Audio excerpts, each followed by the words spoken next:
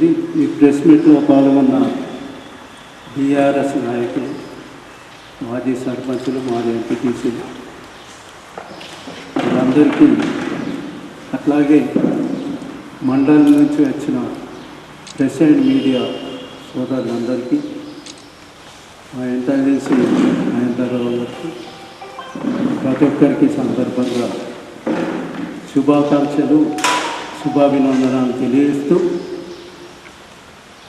మన సొంత మండల్, మన ఆర్మూర్ కాన్స్టిట్యున్సీ సొంత మండలం నుంచే స్టార్ట్ చేయడానికి ఇక్కడ ప్రెస్ మీట్ పెట్టడం జరిగింది. ఈ సమావేశానికి ఇచ్చేసిన ప్రతి ఒక్కరికి మరొకసారి శుభాకాంక్షలు, ధన్యవాదాలు తెలియజేస్తూ, ప్రెస్ మీట్ ఉద్దేశం ఒక్కటే. దీంట్లో ఏదైతే 42% బీసీ డిక్లరేషన్ గురించి, అట్లాగే రైతుల సమస్యల గురించి, పల్లెల్లో గతంలో పల్లె ప్రగతి గురించి, నాడు నేడు కేసీఆర్ గారు తెలంగాణ తొలి ముఖ్యమంత్రి ఉన్నప్పుడు ఒక రైతును తనొక రైతుగా రైతులను రాజు చేయాలనుకునేది సంకల్పంతో రైతులకు ఎన్నో సంక్షేమ పథకాలు చేపట్టడం జరిగింది. నేను కోరేది ఏంటంటే ఈ ప్రభుత్వాన్ని కూడా రైతులు అందరికీ రైతులే, మీరు పాలకులు అందరికీ పాలకులే కాబట్టి ఏవైతే ఫెసిలిటీస్ ఉన్నాయో రైతులకు గతంలో ఇచ్చిన ఫెసిలిటీస్ ఏవైతున్నాయో రుణమాఫీ కానీ, రైతు భరోసా కానీ, రైతు బీమా కానీ, రైతులకు ఏవేవి ఫెసిలిటీస్ ఉన్నాయో అవన్నీ, సాగునీరు కానీ త్రాగునీరు కానీ, ఇవన్నీ మరి అవి ఏవైతున్నాయో అవి కల్పిస్తూ ఇంకా ఎక్స్ట్రా రైతులకు ఇంకా మీరు మేలు చేయాలని ఈ ప్రభుత్వాన్ని, రేవంత్ రెడ్డి ప్రభుత్వాన్ని కోర్చు.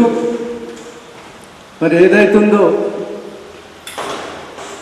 కామారెడ్డి, మనం ఎన్నికల్లో కామారెడ్డి డిక్లరేషన్ 42% బీసీలకు రిజర్వేషన్ ఇవ్వాలని ఏదైతే మీరు మేనిఫెస్టోలో పెట్టిందో అది ఖచ్చితంగా ఇంప్లిమెంట్ చేయాలి.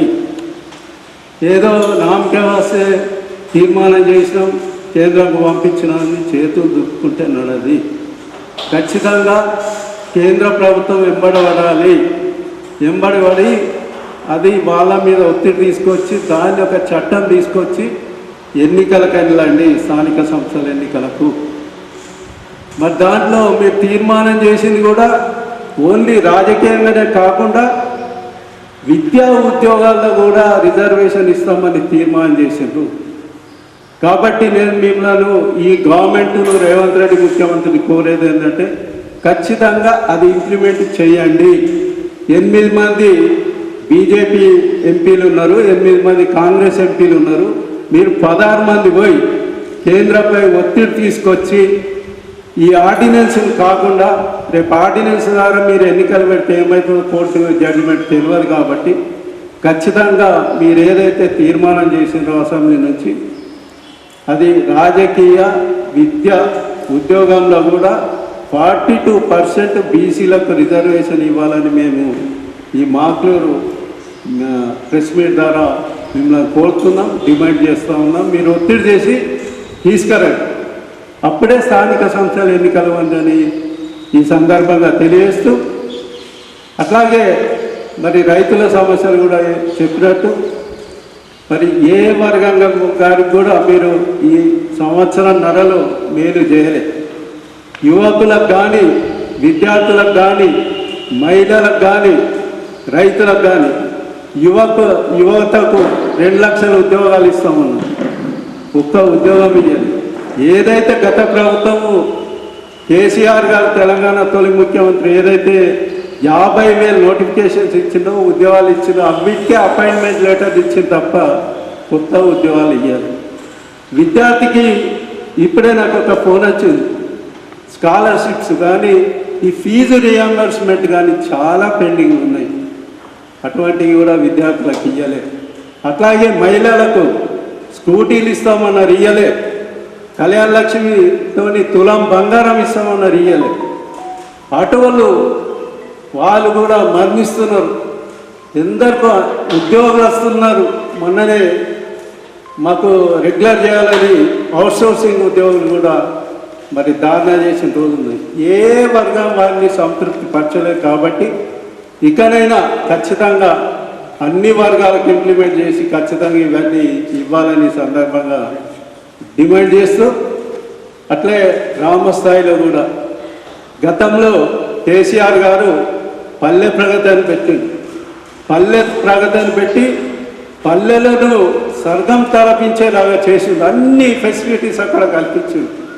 ఈరోజు ఏమవుతుంది, అక్కడ హరితారం లేదు, ఇంకోటి లేదు, చెట్లు వెళ్ళిపోతున్నాయి, ప్రతి ఒక్కటి మరి స్తబ్దత ఉంది. కాబట్టి అది కంటిన్యూ చేసి ఏదైతుందో పల్లె ప్రగతిలో వచ్చినాయని మీరు ఆ సౌకర్యాలు ఈ గవర్నమెంట్ కూడా చేయాలని చెప్తూ, మీకు తెలుసు గతంలో కేంద్ర ప్రభుత్వం స్వచ్ఛ సర్వేక్షణ అవార్డ్స్ ఇచ్చింది. మన తెలంగాణకు భారతదేశంలోనే 20 దాంట్లో 19 అవార్డ్స్ మన గ్రామ పంచాయతీలకు వచ్చింది. తెలంగాణ గ్రామ పంచాయతీ అది ఇప్పుడు చూస్తే 2 అవార్డ్స్ వచ్చినాయి. ఈ గవర్నమెంట్లో కేంద్ర ప్రభుత్వ అవార్డ్స్ 2 వచ్చినాయి.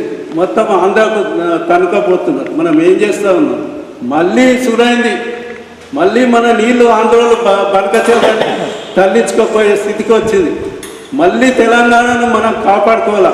మేధావులు కానీ, జర్నలిస్టు కానీ, నాయకులు కానీ అందరు కలిసి మరో తెలంగాణ ఉద్యమము తీసుకురావాలని ఈ సందర్భంగా తెలియజేస్తూ, మరి రైతులకు కూడా రైతు భరోసా అన్నారు, రైతు బంధు రైతు భరోసా అన్నారు. 10,000 ఇస్తే 15,000 ఇస్తామన్నారు. ఇప్పుడు 12,000 ఇచ్చారు. అది కూడా సంపూర్ణంగా లేదు. మనం చూసాం ఫస్ట్ టైము ఏదైతే రైతు బంధుకు కేసీఆర్ పెట్టిన డబ్బులు పనిచేసారు. మళ్ళీ వ్యాసంగి వర్షాకాలం 2 ఎగ్గొట్టి మళ్ళీ ఇప్పుడు పంచారు. అది సంపూర్ణం లేదు. 2 లక్షలు రుణం అన్నారు. అది సంపూర్ణం లేదు. 40%గా వచ్చినాయి. ఎగ్జాంపుల్ నాకే రాలేదు, 2 లక్షలు మాఫ్ కాలేదు. చాలామంది ఉన్నారు.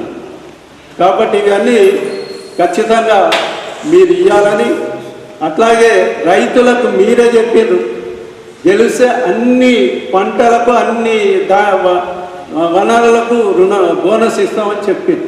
మళ్ళీ ఇప్పుడు ఎగ్గొట్టిరు. ఓన్లీ సన్నడ్లకే బోనస్ అన్నారు. ఆ సన్నడ్లకు కూడా బోనస్ పాక్షికంగానే ఇచ్చారు. ఇప్పుడైతే ఇప్పుడు ఈ వ్యాసంగి బోనస్ అస్సలు ఇవ్వలేదు. మన స్టేట్లో కనీసము 1,200 కోట్ల బోనస్ ఈ గవర్నమెంట్ బాకీ. కాబట్టి రైతులకు ఏదైతుందో ఆ బోనస్ కూడా మీరు చెప్పిందే అన్ని పంటలకు ఈ బోనస్ వర్తింపజేయాలని, ఏదైతే బాకీ పడ్డారో అది ఇమ్మీడియట్ రైతులకు ఇప్పించి మీరు ఈ లోకల్ బాడీస్ ఎన్నికలకు ఇవన్నీ అయినాకనే ఎన్నికలకు రండి సందర్భంగా మీకు తెలియజేస్తూ, మరి ఈ సదవకాశం మంచి అవకాశం ఇచ్చిన మా press media, print media and మా నాయకులందరికీ ఈ సందర్భంగా కృతజ్ఞత ధన్యవాదాలు తెలియజేస్తూ, అట్లాగే చాలా ఉన్నాయి. మా అశోక్ రావు చెప్తా ఉన్నాడు పెన్షన్స్, ఒక మహిళలకు ఒక ఉచిత బస్సు ఒకటి నడుస్తుంది, సిలిండర్స్ చాలా ఉన్నాయి ఆరోగ్యాలు. కాబట్టి ఖచ్చితంగా ఇంకా మీకు 3 సంవత్సరాలు టైం ఉంది. కాబట్టి మీరు రివెంజ్ ధోరణి ఇవ్వకుండా, మోనార్కి ధోరణి ఇవ్వకుండా, కోబట్టు ధోరణి ఇవ్వకుండా ఖచ్చితంగా ప్రజలతో ఎన్నుకోబడ్డారు కాబట్టి ప్రజలకు అనుకూలంగా పాలించాలని గవర్నమెంట్ డిమాండ్ చేస్తూ, అలా కొన్ని నచ్చలే. గత ప్రభుత్వం పోయింది, మిమ్మల్ని ప్రజలు ఎన్నుకున్నారు. మీరు ప్రజల మన్నన పొందండి, ఒక్కడికి నా చేయండి. ఆయన చేసిండు నేను రద్దు చేస్తా, ఆయన ఆనవాది లేకుండా చేస్తా అంటే అది మంచి పద్ధతి కాదు.